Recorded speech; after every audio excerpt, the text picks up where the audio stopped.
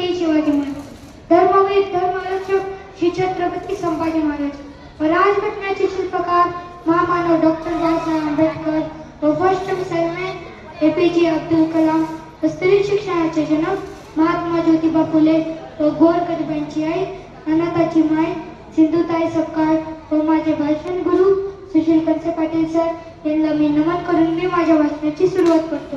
माननीय व्यासपीठ, गुरुजन वर्ग व माझ्या समोर बसलेल्या छोट्या मोठ्या बालमित्रांनो, आज डॉक्टर बाबासाहेब आंबेडकरांचा महापरिनिर्वाण दिन आहे. अन्याय करणाऱ्यापेक्षा अन्याय सहन करणारा मोठे गुन्हेगार असतो असे म्हणणारे डॉक्टर बाबासाहेब आंबेडकर यांचे जन्म 14 एप्रिल 1891 रोजी झाला. मध्य प्रदेशातील इंदौर गावाच्या बाजूला महू गावात झाला. ज्या गावी त्यांचा जन्म झाला त्या गावाचे नाव डॉक्टर बाबासाहेब आंबेडकर नगर म्हणून पडले व त्यांचे मूळ नाव भीमराव व त्यांना लाडाने भिवा असे म्हणायचे व त्यांच्या आईचे नाव भीमाबाई सपकाळ व त्यांच्या वडिलांचे नाव रामजी मालोजी सपकाळ. त्यांचे वडील रामजी मालोजी सपकाळ हे ब्रिटिशांमध्ये सुभेदार असायचे.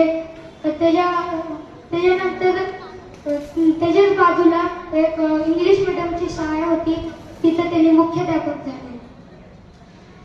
शिक्षण हे वाघिणीचे दूध आहे, ते पिल्यानंतर माणूस डरकाळी फोडल्याशिवाय राहत नाही असे म्हणणारे महामानव डॉक्टर बाबासाहेब आंबेडकर यांचे शिक्षण सातारा येथील छत्रपती प्रतापसिंह हायस्कूल मध्ये झाला.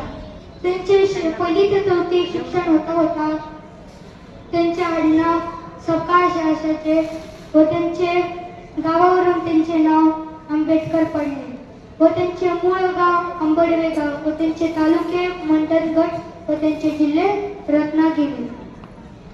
आकाशातील ग्रहतारे माझे आयुष्य घडवत असेल तर माझ्या बुद्धीचा अजून मनकटाचा काय उपयोग असे म्हणणारे महामानव डॉक्टर बाबासाहेब आंबेडकर यांचे पुढील शिक्षण मोपे येथील एलिफंट हायस्कूल मध्ये झाला.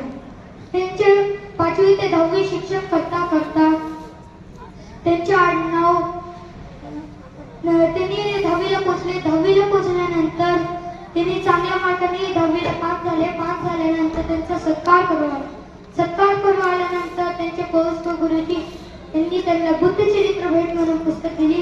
त्या बुद्धचरित्र भेट म्हणून पुस्तकामधून त्यांनी ज्ञान घेतलं. जे महान लोक पुस्तक वाचले त्यांनी विद्वान झाले, महात्मा झाले.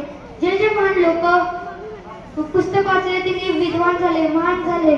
पुस्तक वाचल्याने मस्तक सुधारलेले मस्तक कुणाला समोर हस्तक होत नाही, आचार्याने कुणी समोर नतमस्तक होत नाही.